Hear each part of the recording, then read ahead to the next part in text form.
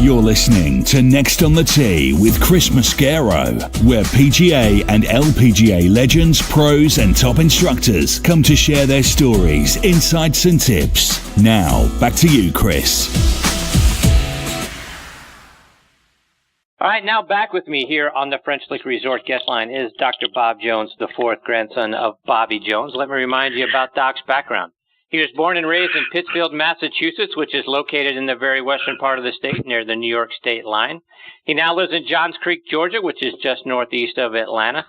He studied at the Meinrad Seminary and School of Theology, and he graduated from the Georgia School of Professional Psychology, earned his bachelor's degree in English literature, a master's in divinity, and a doctorate in clinical psychology. He's working now as a sports psychologist.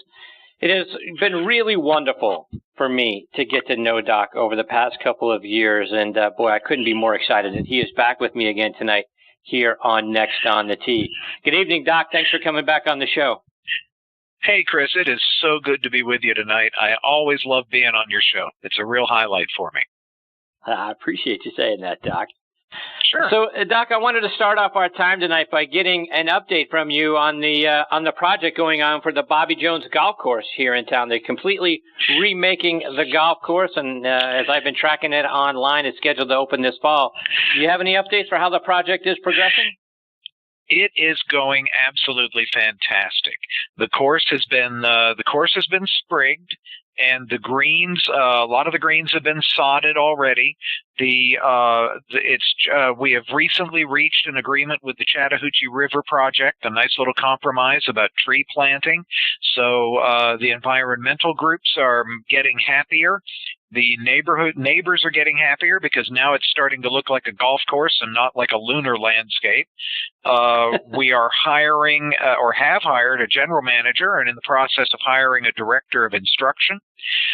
We should probably have a couple of opening days in late October, which will be mainly for our donors to be able to see what it is that they have donated to, and then general opening to the public, I believe, is scheduled to be November 1st. Marty Elgison, who is the president of the Jones Golf Course, has said to me, if for some reason that we look like we're having a little problem with the grass coming in, he said that I may have to cancel my schedule, and he and Chuck Palmer, our chairman, and I will all be out hand-laying sod, but we will open on schedule. So it's I got to tell you, it is Chris, it is a great project. It is going to be absolutely revolutionary, and as much as a tribute as it is to my grandfather, it is also absolutely the result of the vision and the persistence of Marty Elgison. When he first came up with this idea of renovating the Bobby Jones Golf Course, and he approached me with it, well, I'd known Marty for years, and I said, well, of course, we'll be glad to help you in any way that we could.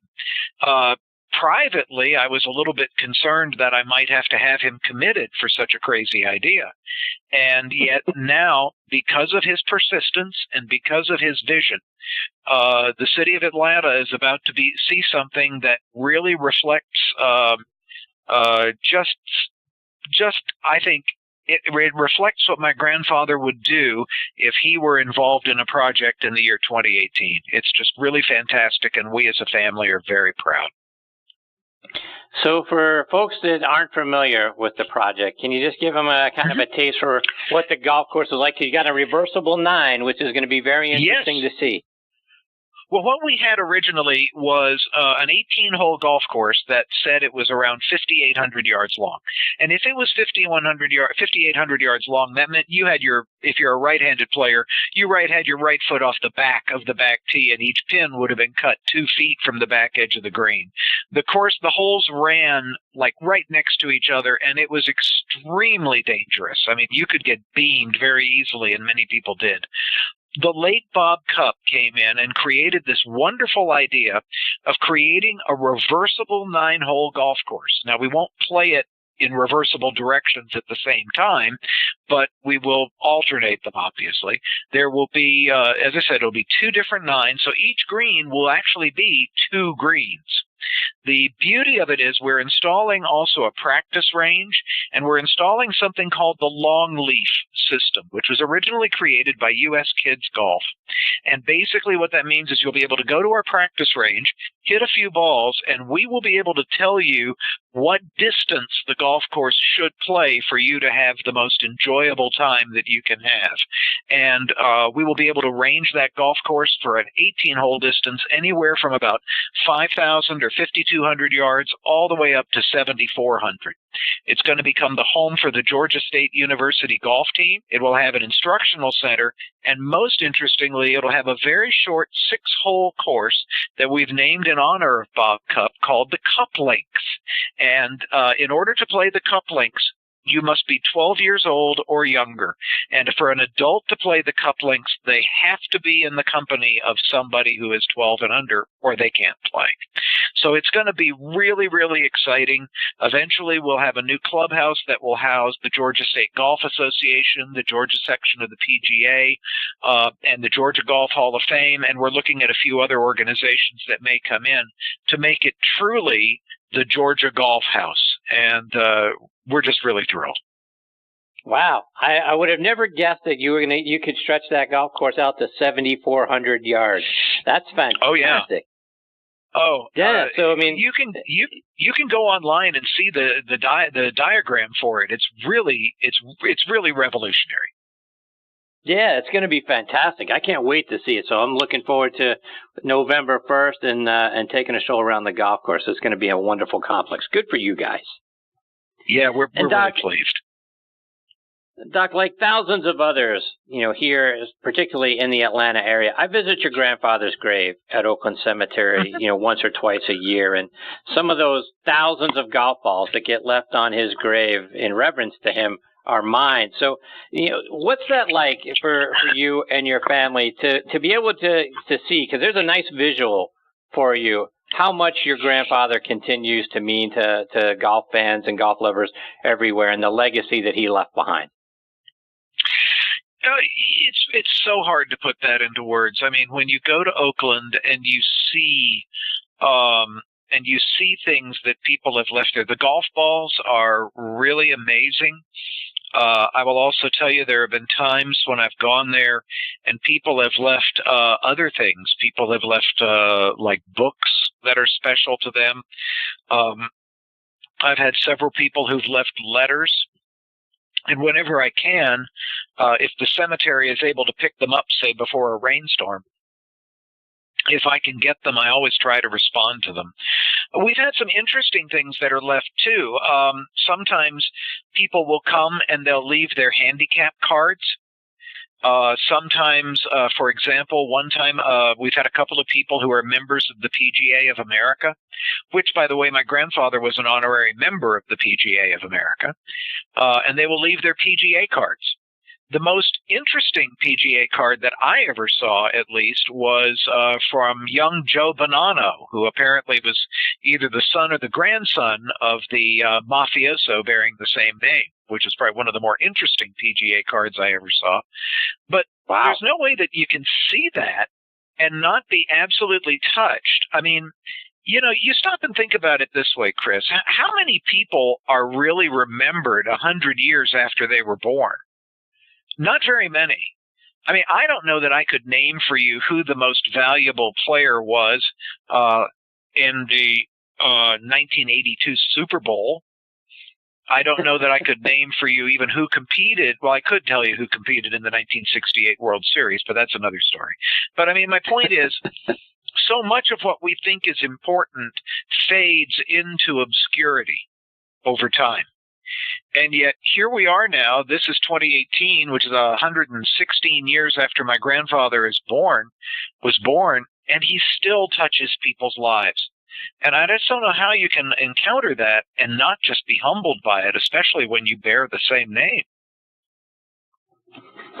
And Doc, as we look ahead a little over a month from now, we're going to have the Tour Championship going on here in town in Eastlake, being where it's played and where your grandfather grew up. Is that week that is something special to you guys still, because it gives us a second opportunity in the year? Now, the Masters in April, we obviously remember your grandfather. Here we go.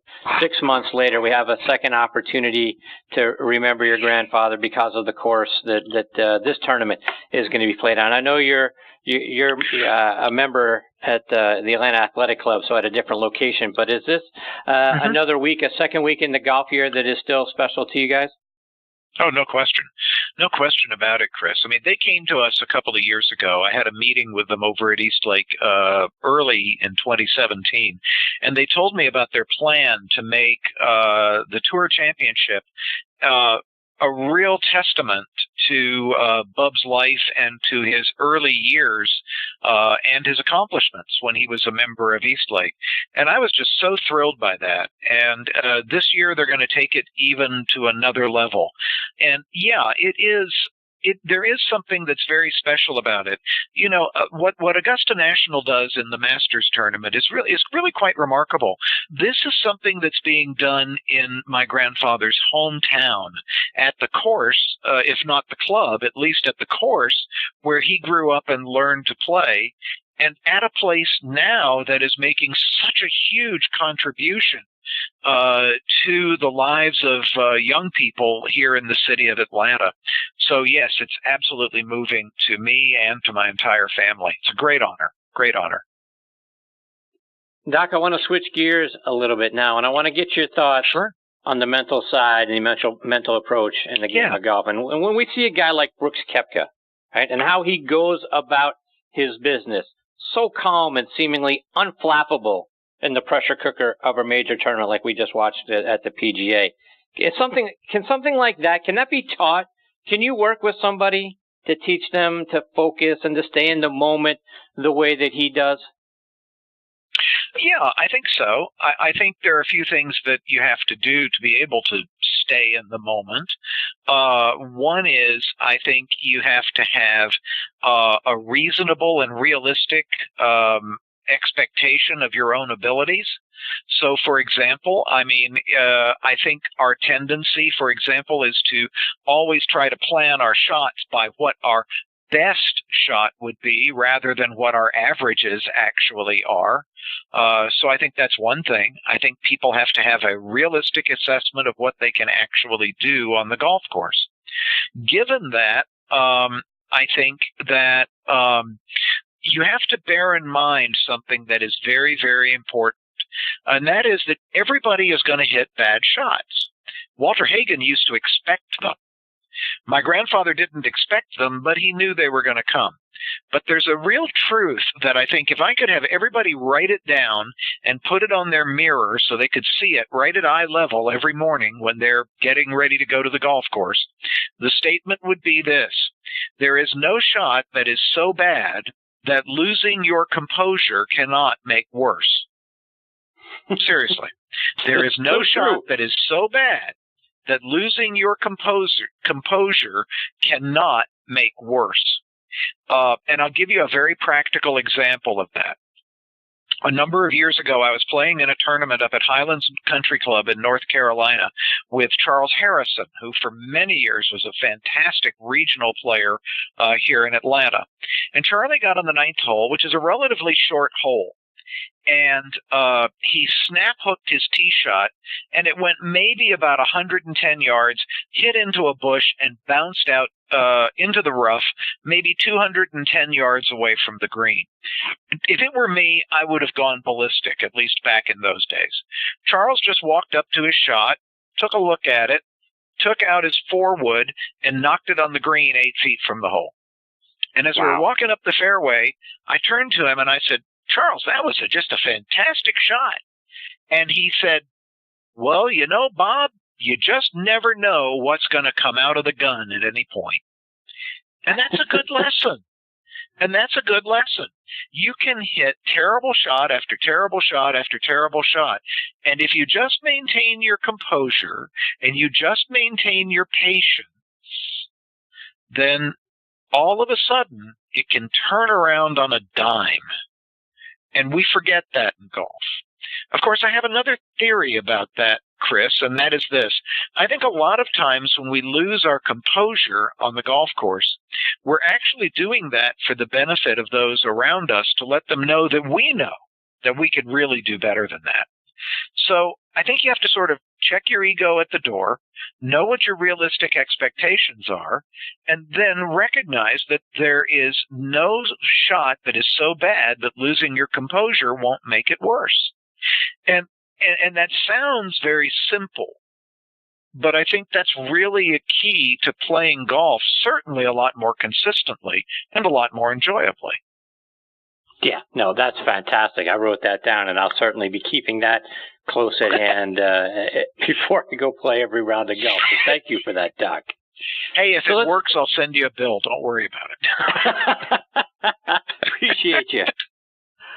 So, yeah. Doc, hand in hand with that, right? Because when we talk about emotions out on the golf course, I don't think there's any sport that has as much self-negative talk than the game of golf does. And I'm curious, is that a learned behavior? You mentioned about, of course, how we have a bad reaction so that everyone else around us knows that, we know that was a bad shot and that we can do better. But is the negativity that comes around and the negative self-talk that we do to ourselves, is that a learned behavior in the same sort of way to, hey, now you hear me talk about how bad that shot was? Is that something that whether we're juniors and we do it in front of our parents so that, we are afraid that we let them down, or our partners when we're out on the golf course? How does it start? Where does it come from? I think it's learned. Again, I think it's an issue of expectations.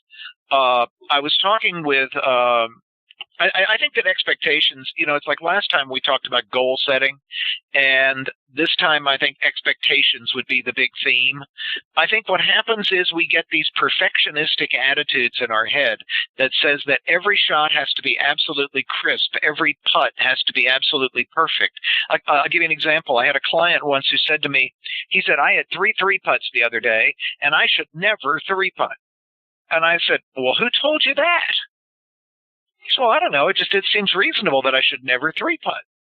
I said, well, tell me where you were. And he described a couple of his situations. And there were a couple of situations where I had to tell him, I said, I think you're darn lucky to have gotten out of what you had with a 3-putt. You're in a terrible situation. So again, I think a lot of that losing our composure and our self-talk has its roots in what our expectations are and that is a purely cognitive function, and it is a purely learned behavior. So yes, if it's learned, it can be unlearned, but it takes a little discipline. Also bear in mind now, though, there's a physical side to this too, Chris, and that is you have to be also careful. If your thinking starts going sour, bear in mind, that could be a cognitive problem, or it could be a sign that you're also dehydrated. So I'm serious about that. So, what I would say is get yourself a bunch of water or Gatorade in your system, give yourself a moment to pace it off and cool yourself down, and see if your thinking doesn't clear up. So I would say the two are intricately linked. I appreciate that last part, because one of our sponsors is Par Bar, and they have a product called Par Water, and they talk about how when you start to lose even just a little bit dehydrated, you become a little bit dehydrated. Suddenly your thinking gets clouded, your ability to hit the ball as far and as straight and all that sort of thing is impacted. So kudos to you for that. And your emotional control and your emotional people don't realize that is the first sign that they're going to notice is that their emotional control has slipped a little bit, and that means they're dehydrated. Absolutely. Doctor, just a couple more before we let you go. Yeah. And one of the other things that struck me over the weekend at the PGA was the incredible number of photographers who were greenside snapping pictures of Tiger. I mean, there was one shot of him, and he's trying to line up a putt. And there are hundreds of cameras pointed right at him, right in his putting line, if you will, if you extend it out past the hole. And how can you train people to ignore that, to not see it, and not let that kind of distract them and get in the way? And now the enormity of the moment becomes even larger than it already is. How do you block that stuff out? It takes practice. It takes a lot of practice. It takes being in situations like that. And obviously, Tiger's learned how to do it because he finished second this last weekend and played extraordinarily well. So yes, it can certainly be learned. And while the average player doesn't have to know how to deal with cameras clicking in their face, the average player might have to deal with, especially if they're a little bit older, playing with two guys who have hearing aids and who are talking very loudly at all times during the game. And so it's the same challenge. And yes, you can learn how to focus that, how to narrow your focus down. There are some relaxation techniques that I use a lot with people to help them with narrowing their focus. It's not a complicated process at all. Again, it takes discipline, though. And Doc, you're also involved with some great charities and some great foundations here around town. Yes. I wanted to give you an opportunity to talk about some of the great things that you're doing and some of the organizations you get to be involved with. Well, I'm very fortunate. I'm involved with the Robert T. Jones Jr. program over at Emory University, which sponsors an exchange between Emory and the University of St. Andrews in Scotland. It sponsors also the Jones program in ethics, which is a required attendance for every graduate student at Emory. And it's starting to do a biomedical engineering exchange between Emory School of Medicine and Georgia Tech. So we're really proud of that. I'm also been involved with what is called the Chiari and Syringomyelia Foundation, which is the disease that killed my grandfather. I've been on the board of trustees there for a number of years. And in the next couple of months, we'll probably be talking, you and I will probably talk a little bit about how we're going to make that relationship between the Jones family and the Chiari and Syringomyelia Foundation a heck of a lot closer. And we're really looking forward to that as well. Again, the Bobby Jones Golf Course Foundation is very dear to my heart as well, and so I stay busy. And I'm very happy with all of those projects that we're involved with as a family. So, yeah. That's all fantastic stuff, Doc, and I can't thank you enough for coming back on the show and sharing more of your stories and your insights with us. I hope you'll come back as we get close to the opening of the golf course, or maybe right after the opening of the golf course, because I sure would love to hear, your thoughts about how it went and where, we're going to go from there, because it sounds like such an outstanding project. Chris, I'd be honored too. It's always a pleasure to spend time with you and your audience, and I just appreciate your having me on. Well, I appreciate you, Doc. Thank you so much for your time. I look forward to catching up with you again real soon. In between now and then, all the best to you and your family, Doc. You too, Chris. Thank you so much. All right, take care. All right. That is Dr. Bob Jones IV, and boy, just a wonderful individual. Means a great deal to me. Again, this is the fourth time that he's been on the show, but something about the interactions with Doc feel very spiritual to me, and then the advice that he gives. And boy, I tell you what, I wrote down what he put. There is no shot that is so bad that losing your composure can't make worse. You expect to see that out there from me on social media and taped up, not only on the mirror in my bathroom to look at that every time, but I'm going to put that in my phone. So every time I go tee off on the first hole, I'm going to look at that to keep me in line. My son too, for when he goes out to play junior golf as well. But Doc is a fantastic individual, folks. I can't thank him enough for his time, and I'm already looking forward to the project, going out and seeing the new Bobby Jones golf course, and then obviously talking more about that with Doc the next time I get to have him on the show.